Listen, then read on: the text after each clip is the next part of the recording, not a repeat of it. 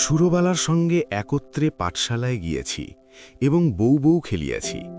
তাহাদের বাড়িতে গেলে সুরবালার মা আমাকে বড় যত্ন করিতেন এবং আমাদের দুইজনকে একত্র করিয়া আপনা আপনি বলাবলি করিতেন। আহা, দুটিতে বেশ মানায়। ছোট ছিলাম, কিন্তু কথাটার অর্থ একরকম বুঝিতে পারিতাম। সুরবালার প্রতি যে সর্বসাধারণের অপেক্ষা আমার কিছু বিশেষ দাবি ছিল, সে ধারণা আমার মনে বদ্ধমূল হইয়া গিয়াছিল। সেই অধিকার মদে মত্ত হইয়া তাহার প্রতি যে আমি শাসন এবং উপদ্রব না করিতাম তাহা নহে। সেও সহিষ্ণুভাবে আমার সকল রকম ফরমাস খাটিত এবং শাস্তি বহন করিত। পাড়ায় তাহার রূপের প্রশংসা ছিল, কিন্তু বর্বর বালকের চক্ষে সে সৌন্দর্যের কোনো গৌরব ছিল না। আমি কেবল জানিতাম সুরবালা আমারই প্রভুত্ব স্বীকার করিবার জন্য পিতৃগৃহে জন্মগ্রহণ করিয়াছে, এই জন্য সে আমার বিশেষ রূপ অবহেলার পাত্র। আমার পিতা চৌধুরী জমিদারের নায়েব ছিলেন।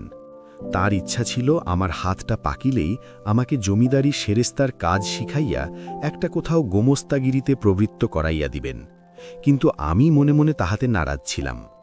আমাদের পাড়ার নীলরতন যেমন কলিকাতায় পালাইয়া লেখাপড়া শিখিয়া কালেক্টর সাহেবের নাজির হইয়াছে, আমারও জীবনের লক্ষ্য সেইরূপ অত্যুচ্চ ছিল। কালেক্টরের নাজির না হইতে পারি তো জজ আদালতের হেড ক্লার্ক হইব, ইহা আমি মনে মনে নিশ্চয় স্থির করিয়া রাখিয়াছিলাম। সর্বদাই দেখিতাম আমার বাপ উক্ত আদালতজীবীদিগকে অত্যন্ত সম্মান করিতেন। নানা উপলক্ষে মাছটা, তরকারিটা, টাকাটা, শিকেটা লইয়া যে তাহাদের পূজা অর্চনা করিতে হইত, তাহাও শিশুকাল হইতে আমার জানা ছিল। এই জন্য আদালতের ছোট কর্মচারী, এমনকি পেয়াদাগুলাকে পর্যন্ত হৃদয়ের মধ্যে খুব একটা সম্ভ্রমের আসন দিয়াছিলাম। ইনারা আমাদের বাংলাদেশের পূজ্য দেবতা, ৩৩ কোটির ছোট ছোট নতুন সংস্করণ। বৈষয়িক সিদ্ধিলাভ সম্বন্ধে স্বয়ং সিদ্ধিদাতা গণেশ অপেক্ষা ইহাদের প্রতি লোকের আন্তরিক নির্ভর ঢের বেশি। সুতরাং পূর্বে গণেশের যাহা কিছু পাওনা ছিল, আজকাল ইনারাই তাহা সমস্ত পাইয়া থাকেন। আমিও নীলরতনের দৃষ্টান্তে উৎসাহিত হইয়া একসময় বিশেষ সুবিধাযোগে কলিকাতায় পালাইয়া গেলাম। প্রথমে গ্রামের একটি আলাপি লোকের বাসায় ছিলাম, তাহার পরে বাপের কাছ হইতেও কিছু কিছু অধ্যয়নের সাহায্য পাইতে লাগিলাম। লেখাপড়া যথা নিয়মে চলতে লাগিল। ইহার উপরে আবার সভা সমিতিতেও যোগ দিতাম। দেশের জন্য হঠাৎ প্রাণ বিসর্জন করা যে আশু আবশ্যক, এ সম্বন্ধে আমার সন্দেহ ছিল না। কিন্তু কি করিয়া উক্ত দুঃসাধ্য কাজ করা যাইতে পারে আমি জানিতাম না, এবং কেহ দৃষ্টান্তও দেখাইত না। কিন্তু তাহা বলিয়া উৎসাহের কোনো ত্রুটি ছিল না। আমরা পাড়া গেয়ে ছেলে, কলিকাতার ইচেড়ে পাকা ছেলের মতো সকল জিনিসকেই পরিহাস করিতে শিখি নাই। সুতরাং আমাদের নিষ্ঠা অত্যন্ত দৃঢ় ছিল। আমাদের সভার কর্তৃপীয়েরা বক্তৃতা দিতেন, আর আমরা চাঁদার খাতা লইয়া না খেয়ে দুপুর রৌদ্রে টো টো করিয়া বাড়ি বাড়ি ভিক্ষা করিয়া বেড়াইতাম। রাস্তার ধারে দাঁড়াইয়া বিজ্ঞাপন বিলি করিতাম। সভাস্থলে গিয়া বেঞ্চি চৌকি সাজাইতাম। দলপতির নামে কেহ একটি কথা বলিলে কোমর বাঁধিয়া মারামারি করিতে উদ্যত হইতাম। শহরের ছেলেরা এই সব লক্ষণ দেখিয়া আমাদিগকে বাঙাল বলিত। নাজির সেরেস্তাদার হইতে আসিয়াছিলাম, কিন্তু মাৎসিনী গ্যারিবাল্ডি হইবার আয়োজন করিতে লাগিলাম। এমন সময়ে আমার পিতা এবং সুরবালার পিতা একমত হইয়া সুরবালার সহিত আমার বিবাহের জন্য উদ্যোগী হইলেন। আমি ১৫ বছর বয়সের সময় কলিকাতায় পালাইয়া আসি। তখন সুরবালার বয়স ৮, এখন আমি ১৮। পিতার মতে আমার বিবাহের বয়সক্রমে উত্তীর্ণ হইয়া যাইতেছে, কিন্তু এদিকে আমি মনে মনে প্রতিজ্ঞা করিয়াছি আজীবন বিবাহ না করিয়া স্বদেশের জন্য মরিব। বাপকে বলিলাম, বিদ্যাভ্যাস সম্পূর্ণ সমাধা না করিয়া বিবাহ করিব না। ২-৪ মাসের মধ্যে খবর পাইলাম উকিল রামলোচন বাবুর সহিত সুরবালার বিবাহ হইয়া গিয়াছে। পতিত ভারতের চাঁদা আদায় কার্যে ব্যস্ত ছিলাম। এ সংবাদ অত্যন্ত তুচ্ছ বোধ হইল। এন্ট্রেন্স পাশ করিয়াছি, ফার্স্ট আর্টস দিব। এমন সময় পিতার মৃত্যু হইল। সংসারে কেবল আমি একা নই, মাতা এবং 2টি ভগিনী আছেন। সুতরাং কলেজ ছাড়িয়া কাজের সন্ধানে ফিরিতে হইল। বহু চেষ্টায় নোয়াখালী বিভাগের একটি ছোট শহরে এন্ট্রেন্স স্কুলের সেকেন্ড মাস্টারি পদ প্রাপ্ত হইলাম। মনে করিলাম আমার উপযুক্ত কাজ পাইয়াছি। উপদেশ এবং উৎসাহ দিয়া এক একটি ছাত্রকে ভাবি ভারতের এক একটি সেনাপতি করিয়া তুলিব। কাজ আরম্ভ করিয়া দিলাম। দেখিলাম ভাবি ভারতবর্ষ অপেক্ষা আসন্ন এক্সামিনের তাড়া ঢের বেশি। ছাত্রদিগকে গ্রামার অ্যালজেব্রার বহির্ভূত কোনো কথা বলিলে হেডমাস্টার রাগ করে। মাস দুয়েকের মধ্যে আমারও উৎসাহ নিস্তেজ হইয়া আসিল। আমাদের মতো প্রতিভাহীন লোক ঘরে বসিয়া নানারূপ কল্পনা করে, অবশেষে কার্যক্ষেত্রে নামিয়া ঘাড়ে লাঙল বইয়া পশ্চাৎ হইতে ল্যাজমলা খাইয়া নতশিরে সহিষ্ণুভাবে প্রাত্যহিক মাটি ভাঙার কাজ করিয়া সন্ধ্যাবেলায় এক পেট জাবনা খাইতে পাইলেই সন্তুষ্ট থাকে। লম্ফে ঝম্পে আর উৎসাহ থাকে না। অগ্নিদাহের আশঙ্কায় একজন করিয়া মাস্টার স্কুলের ঘরেতেই বাস করিত। আমি একা মানুষ, আমার উপরেই সেই ভার পড়িয়াছিল। স্কুলঘরটি লোকালয় হইতে কিছু দূরে একটি বড় পুষ্করে নির্ধারে। চারিদিকে সুপারি, নারিকেল এবং মাদারের গাছ, এবং স্কুল গৃহের প্রায় গায়েই দুটা প্রকাণ্ড বৃদ্ধ নিমগাছ গায়ে গায়ে সংলগ্ন হইয়া ছায়াদান করিতেছে। একটা কথা এতদিন উল্লেখ করি নাই, এবং এতদিন উল্লেখযোগ্য বলিয়া মনে হয় নাই। এখানকার সরকারি উকিল রামলোচন রায়ের বাসা আমাদের স্কুল ঘরের অনতি দূরে, এবং তাহার সঙ্গে তাহার স্ত্রী আমার বাল্যসখী সুরবালা ছিল, তা আমার জানা ছিল। রামলোচন বাবুর সঙ্গে আমার আলাপ হইল। সুরবালার সহিত বাল্যকালে আমার জানাশোনা ছিল, তাহা রামলোচনবাবু জানতেন কিনা আমি জানি না। আমিও নূতন পরিচয়ে সে সম্বন্ধে কোনো কথা বলা সঙ্গত বোধ করিলাম না, এবং সুরবালা যে কোনো কালে আমার জীবনের সঙ্গে কোনোরূপে জড়িত ছিল, সে কথা আমার ভালো করিয়া মনে উদয় হইল না। একদিন ছুটির দিনে রামলোচনবাবুর বাসায় তাহার সহিত সাক্ষাৎ করিতে গিয়াছি। মনে নাই কি বিষয়ে আলোচনা হইতেছিল, বোধ করি বর্তমান ভারতবর্ষের দুরবস্থা সম্বন্ধে। তিনি যে সেজন্য বিশেষ চিন্তিত এবং ম্রিয়মান ছিলেন তাহা নহে, কিন্তু বিষয়টা এমন যে তামাক টানিতে টানিতে এ সম্বন্ধে ঘণ্টাখানেক দেড়েক অনর্গল শখের দুঃখ করা যাইতে পারে। এমন সময়ে পাশের ঘরে অত্যন্ত মৃদু একটু চুড়ির টুংটাং, কাপড়ের একটুখানি খসখস এবং পায়েরও একটুখানি শব্দ শুনিতে পাইলাম। বেশ বুঝিতে পারিলাম জানালার ফাঁক দিয়া কোনো কৌতূহলপূর্ণ নেত্র আমাকে নিরীক্ষণ করিতেছে। তৎক্ষণাৎ দুখানি চোখ আমার মনে পড়িয়া গেল। বিশ্বাস, সরলতা এবং শৈশবপ্রীতিতে ঢলঢল দুখানি বড় বড় চোখ, কালো কালো তারা, ঘন কৃষ্ণ পলব, স্থির স্নিগ্ধ দৃষ্টি। সহসা হৃৎপিণ্ডকে কে যেন একটা কঠিন মুষ্টির দ্বারা চাপিয়া ধরিল, এবং বেদনায় ভিতরটা টনটন করিয়া উঠিল। বাসায় ফিরিয়া আসিলাম, কিন্তু সেই ব্যথা লাগিয়া রহিল। লিখি, পড়ি, যাহা করি, কিছুতেই মনের ভার দূর হয় না। মনটা সহসা একটা বৃহৎ বোঝার মতো হইয়া বুকের শিরা ধরিয়া দুলিতে লাগিল। সন্ধ্যাবেলায় একটু স্থির হইয়া ভাবিতে লাগিলাম, এমনটা হইল কেন?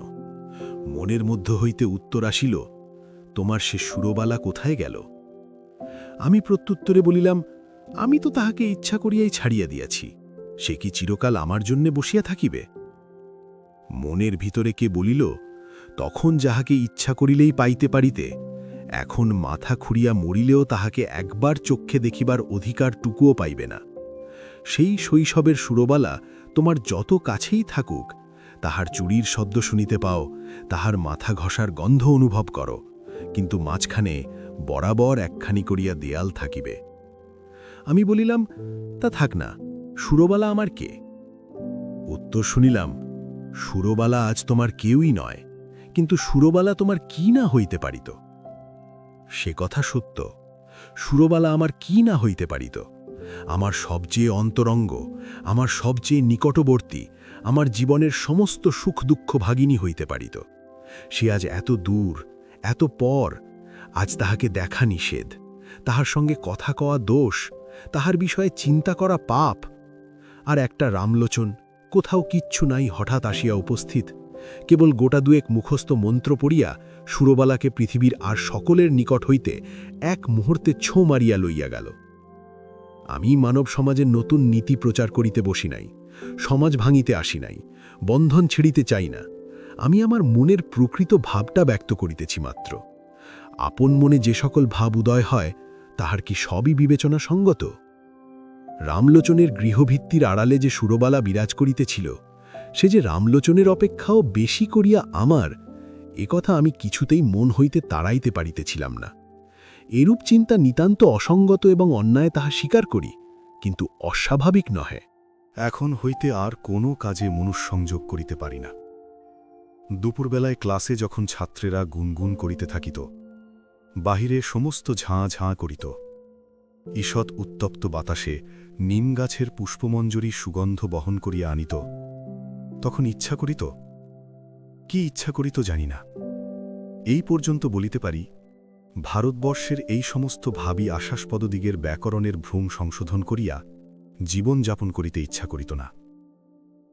স্কুলের ছুটি হইয়া গেলে আমার বৃহৎ ঘরে একলা থাকিতে মন টিকিত না, অথচ কোনো ভদ্রলোক দেখা করিতে আসিলেও অসহ্য বোধ হইত।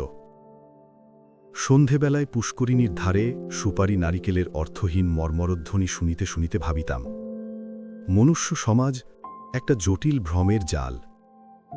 ঠিক সময়ে ঠিক কাজ করিতে কাহারও মনে পড়ে না, তাহার পরে বেঠিক সময়ে বেঠিক বাসনা লইয়া অস্থির হইয়া মরে। তোমার মতো লোক সুরবালার স্বামীটি হইয়া বুড়া বয়স পর্যন্ত বেশ সুখে থাকিতে পারিত। তুমি কিনা হইতে গেলে গাড়ি বাল্ডে, এবং হইলে শেষে একটি পাড়া গেয়ে স্কুলের সেকেন্ড মাস্টার। আর রামলোচন রায় উকিল। তাহার বিশেষ করিয়া সুরবালারই স্বামী হইবার কোনো জরুরি আবশ্যক ছিল না। বিবাহের পূর্ব মুহূর্ত পর্যন্ত তাহার পক্ষে সুরবালাও যেমন ভবশঙ্করীও তেমন। সে কিনা কিছুমাত্র না ভাবিয়া চিন্তিয়া বিবাহ করিয়া সরকারি উকিল হইয়া দিব্যি 5 টাকা রোজগার করিতেছে। যেদিন দুধে ধোঁয়ার গন্ধ হয় সেদিন সুরবালাকে তিরস্কার করে, যেদিন মন প্রসন্ন থাকে সেদিন সুরবালার জন্যে গহনা গড়াইতে দেয়। বেশ মোটাসোটা চাপকান পরা, কোনো অসন্তোষ নাই। পুষ্করিণীর ধারে বসিয়া আকাশের তারার দিকে চাহিয়া কোনোদিন হাউতাস করিয়া সন্ধ্যা যাপন করে না। রামলোচন একটা বড় মকদ্দমায় কিছুকালের জন্যে অন্যত্র গিয়াছে। আমার স্কুল ঘরে আমি যেমন একলা ছিলাম, সেদিন সুরবালার ঘরেও সুরবালা বোধ করি সেইরূপ একা ছিল। মনে আছে, সেদিন সোমবার, সকাল হইতেই আকাশ মেঘাচ্ছন্ন হইয়া আছে। বেলা 10টা হইতে টিপ টিপ করিয়া বৃষ্টি পড়িতে আরম্ভ করিল। খণ্ড খণ্ড কালো মেঘ যেন একটা কি মহা আয়োজনে সমস্ত দিন আকাশময় আনাগোনা করিয়া বেড়াইতে লাগিল। তাহার পরদিন বিকালের দিকে মুষলধারে বৃষ্টি এবং সঙ্গে সঙ্গে ঝড় আরম্ভ হইল। যত রাত্রি হইতে লাগিল, বৃষ্টি এবং ঝড়ের বেগ বাড়িতে চলিল। প্রথমে পূর্ব দিক হইতে বাতাস বহিতেছিল, ক্রমে উত্তর এবং উত্তর পূর্ব দিয়া বহিতে লাগিল। এ রাত্রে ঘুমাইবার চেষ্টা করা বৃথা। মনে পড়িল, এই দুর্যোগে সুরবালা ঘরে একলা আছে। আমাদের স্কুল ঘর তাহাদের ঘরের অপেক্ষা অনেক মজবুত। কতবার মনে করিলাম, তাহাকে স্কুল ঘরে ডাকিয়া আনিয়া আমি পুষ্করিণীর পাড়ের উপর রাত্রি যাপন করিব, কিন্তু কিছুতেই মন স্থির করিয়া উঠিতে পারিলাম না। রাত্রি যখন 1টা-1:30 হইবে, হঠাৎ বানের ডাক শোনা গেল। সমুদ্র ছুটিয়া আসিতেছে। ঘর ছাড়িয়া বাহির হইলাম, সুরবালার বাড়ির দিকে চলিলাম। পথে আমাদের পুষ্করিণীর পাড়। সেই পর্যন্ত যাইতে না যাইতে আমার হাঁটু জল হইল। পাড়ের উপর যখন উঠিয়া দাঁড়াইলাম, তখন দ্বিতীয় আর একটা তরঙ্গ আসিয়া উপস্থিত হইল। আমাদের পুকুরের পাড়ের একটা অংশ প্রায় 10-11 হাত উচ্চ হইবে। পাড়ের উপরে আমিও যখন উঠিলাম, বিপরীত দিক হইতে আরেকটি লোক উঠিল। লোকটি কে তাহা আমার সমস্ত অন্তরাত্মা আমার মাথা হইতে পা পর্যন্ত বুঝিতে পারিল, এবং সেও যে আমাকে জানিতে পারিল তাহাতে আমার সন্দেহ নাই। আর সমস্ত জলমগ্ন হইয়া গেছে, কেবল 7-5-6 দ্বীপের উপর আমরা 2টি প্রাণী আসিয়া দাঁড়াইলাম। তখন প্রলয়কাল, তখন আকাশে তারার আলো ছিল না এবং পৃথিবীর সমস্ত প্রদীপ নিবিয়া গেছে। তখন একটা কথা বলিলেও ক্ষতি ছিল না, কিন্তু একটা কথাও বলা গেল না।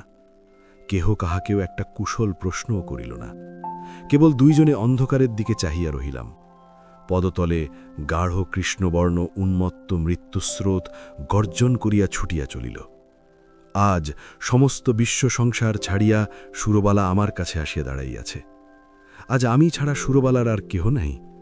কবেকার সেই শৈশবে সুরবালা কোনো এক জন্মান্তর, কোনো এক পুরাতন রহস্যান্ধকার হইতে ভাসিয়া এই সূর্যচন্দ্রালোকিত লোকপরিপূর্ণ পৃথিবীর উপরে আমারই পার্শ্বে আসিয়া সংলগ্ন হইয়াছিল।